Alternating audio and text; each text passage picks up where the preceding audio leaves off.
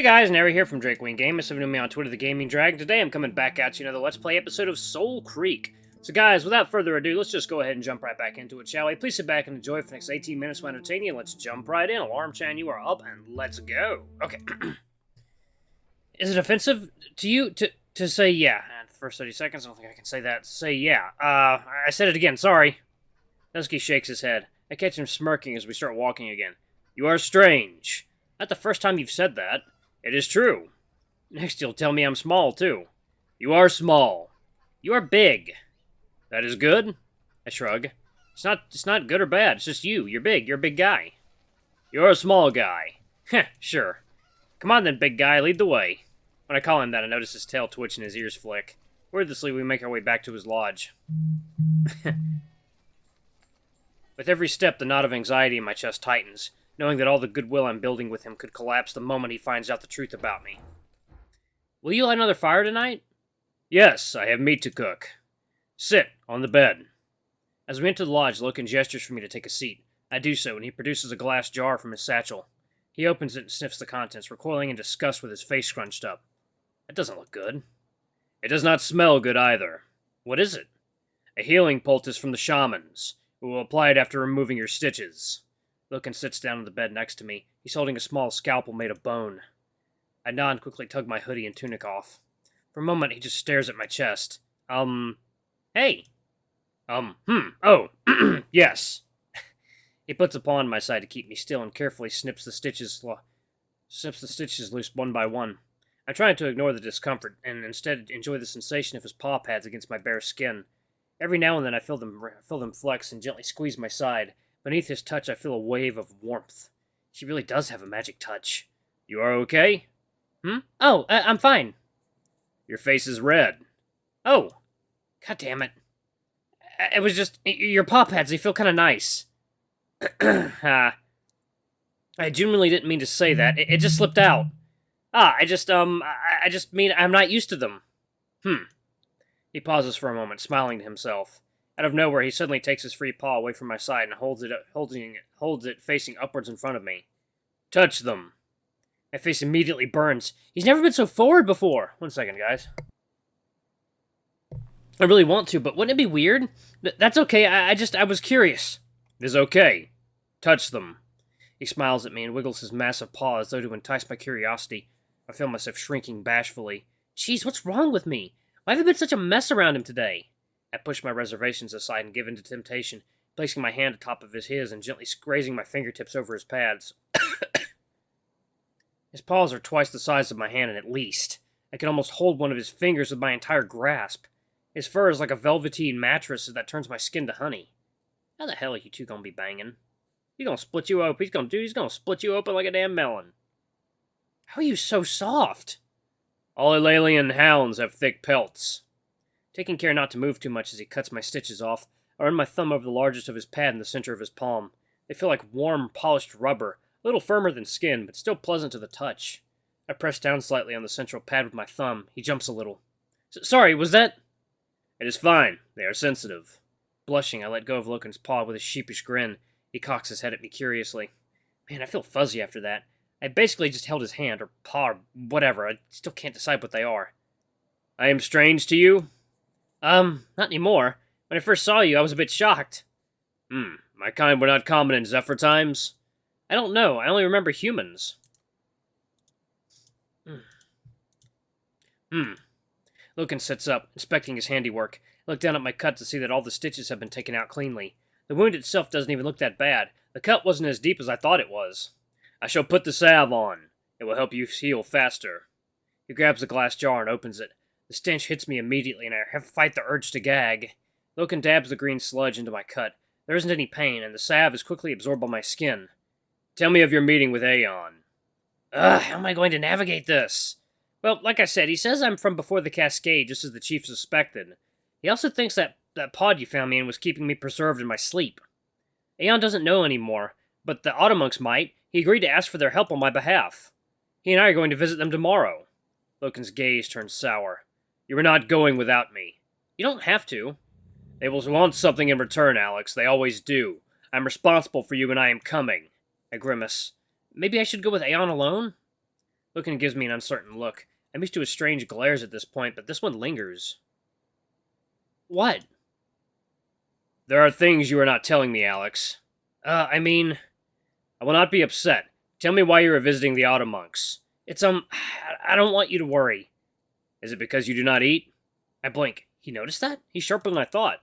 How? You told me you ate at the village yesterday. I checked. You did not. You lied. You knew all along? Damn it. Loken, Tell me why you do not breathe. Huh? You do not breathe. I know this. I gawp at him. How could he possibly have known that? Did Aeon tell you? No, you talk in your sleep. I listened. Byte, is that true? I don't know. I never... Tell me who Byte is. When he says Byte's name, my chest tightens in shock. It's surreal hearing him say it out loud. Uh-oh. You talk to them in your sleep. Byte, that's, Alex, he knows. No shit, what do I do? I don't know. Come clean. Alex? Yeah, I'm gonna save it right here just in case I made a bad choice. I'm gonna end up putting my head on a pike. There's nothing else to it. He already figured enough out for himself. Byte, heads up, I'm telling him about you. What? No, he won't understand. He already knows, and it's my decision. I live in here too, dickhead. Alex? Alex? Loken. We can still explain our way out of this. No, shut up! Loken, promise me you won't freak out. You think I will be afraid? Oh, I've got it. Just tell him I'm a friend from your past. Let me handle this. Handle? Alex, you are acting strange. Shit, I can't tell who I'm talking to. Sorry, I didn't mean... Oh, tell him it's a memory that you suppressed. That's why you say my name in your... Cut it out, Byte! Loken, there's someone else inside my... You're still talking to me. God damn it! Alex, tell me what is wrong.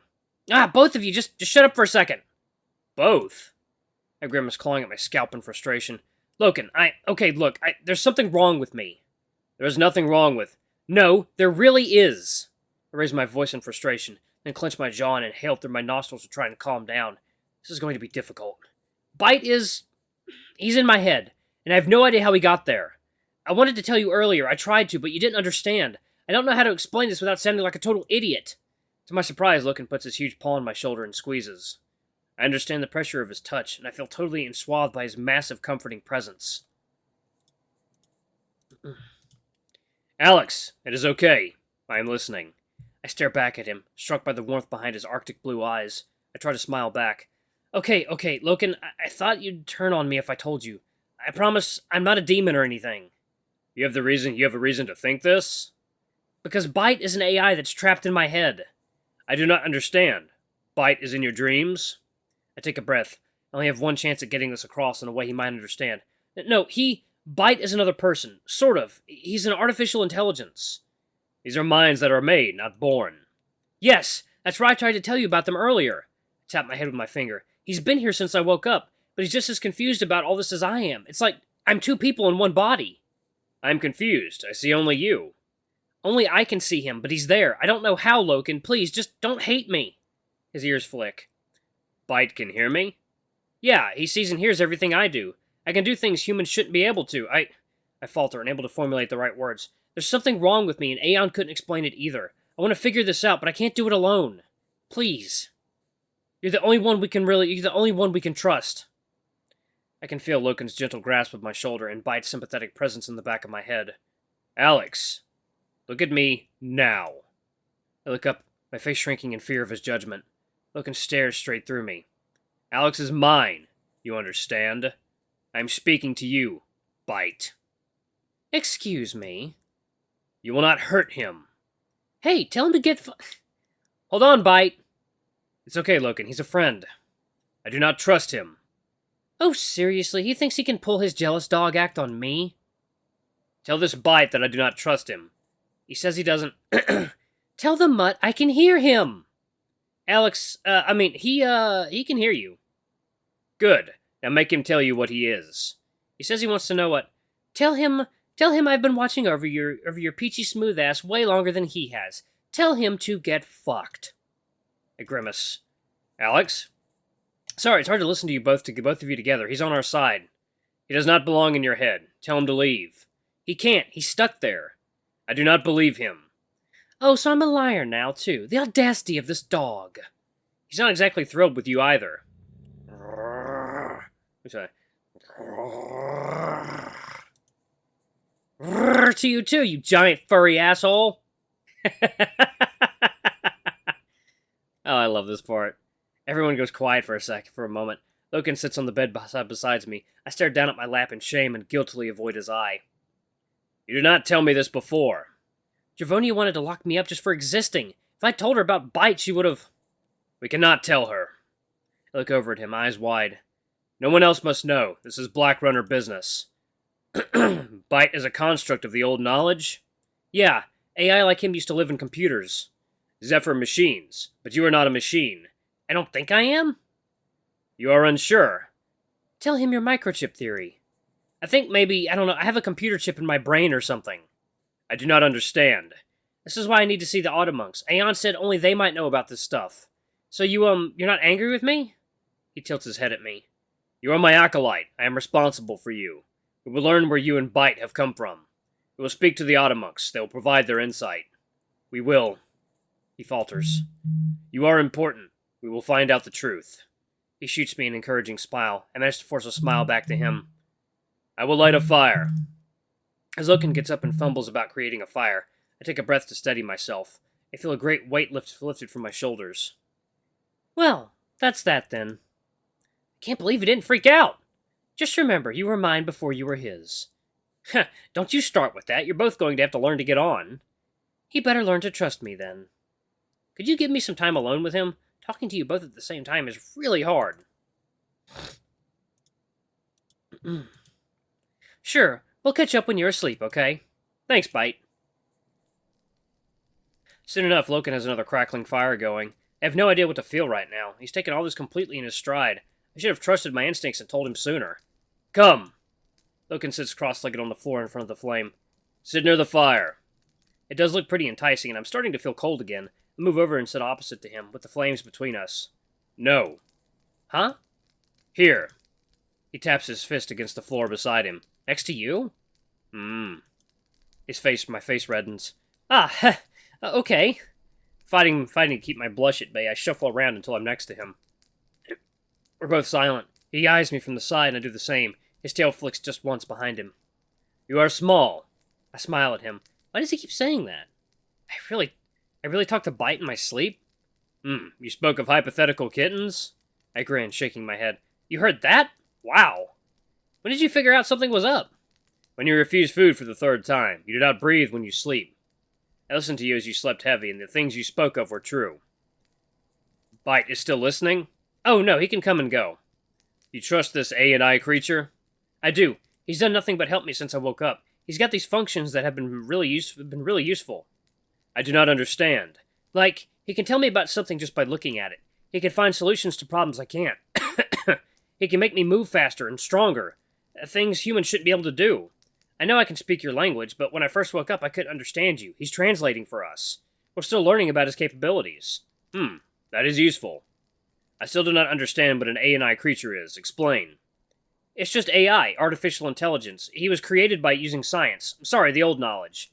It's like the same way you would create a painting of a mountain. It might look like a real mountain, but it isn't real, you know? To my surprise, Loken smiles in understanding. Maya is a painter. Her paintings make me feel sad and happy. They are real feelings. If the paintings make you feel, then the mountain is real. Byte is real to you. Full of little wisdoms, this hound. He certainly acts like a real person. He's got this thing he calls a personality matrix. Loken's face tightens in confusion. It means he copies my behavior. So if I'm sarcastic, he becomes sarcastic. If I swear, he swears back. As a child might copy its parent. You really okay with all this? I thought you'd be freaking out. Loken's gaze turns to the fire, his bright eyes glinting from the light of the flames. I am a Black Runner, as you are. It is our duty to understand things others cannot. Like demons? My eyes go to the fire, too. I was worried you'd think I was a demon, or that Byte was one. Because you believe the demons are also made of this A&I technology. I do not believe that. What else could they be? I do not think of them. Instead, I will cook. I have meat from the village. He reaches behind him and grabs a small package wrapped in parchment. Inside is a particularly large cut of beef. A thought occurs to me. Where did that meat come from? Cow. Right, but... I hesitate, not wishing to cause offense. You are confused? Was the cow like you? No, they are not bipeds. They are feral. They come from the farms. Bipeds? Is that what you guys are called? Us guys? You know, beast people. He snorts with amusement as he places the slab of beef onto a small stone plate and slides it into the heat of the fire. You're also biped. But I'm not half beast. I'm just a human. Aeon says you are half primate? Man, that really confused him. I laugh it off. Don't worry, I'll just roll with it. Roll. You're not round enough to roll. I snigger and pat his arm. He's so cute. His tail flicks at my touch. Don't worry, I'm just another human saying. Okay. Cool. There's a break in the conversation. The skin turns to soft wax under the heat of the fire. That should be heat, not height. And I feel the weight of my body start to drag me down. I'm exhausted again? I really don't seem to have much energy. It's not even that late in the evening yet. Loken's beef is starting to smell good, even with a total lack of hunger. I'm stirred to my senses when Loken grabs another small package from one of his shelves, returning to the meat by the fire and opening it. A crisp, sharp scent brushes my senses. Ah, those are the spices you got from yesterday's trade? Those are the spices you got from yesterday's trade. They are. They smell good. They are good. They should belong to you. I shrug. They're wasted on me. He looks at me. After a moment, his eyes widen as though he just realized something. Alex, I am sorry. I did not think. I should not eat when you are present. It is cruel. Huh? Oh, no, it's fine. I haven't really considered how I feel about not eating food. On one hand, it's actually kind of convenient. On the other, something that makes me quintessentially human has been taken from me, which is demoralizing. Yeah, not being able to enjoy food anymore? That's fucked up. I would hate that. I don't really care. Loken takes a pinch of spice from the pouch and sprinkles it onto his meal. The food begins to sizzle with flavor. You do not miss food? I don't remember it. You remembered apples? I laugh. Ha! I guess I did. That is no accident. What do you mean? Apples were important to you. You remembered them for a reason. I hadn't thought of it like that. I look at him whilst he prepares his food. He's being so supportive. He's not angry, he's not freaking out, and he's not running off to tell anyone. My hand snakes up to my chest, navigating beneath my top and fidgeting thoughtfully with the necklace he got me. I don't understand. Why is he looking out for me? Thank you. For... My voice cracks. I feel myself getting emotional. A pressure builds behind my face. I'm just an idiot lost in a strange world, with no idea what I'm doing. I don't deserve him. For everything. I'm sorry, I'm so useless. Alright guys and gals, I'm gonna pause it right here. Thank you all so much for watching. Don't forget to like, comment, subscribe, ring that notification bell if it's super thanks, or a tip if you can, it always helps. Until the next video, I love you all. I'll see you next time. Bye-bye!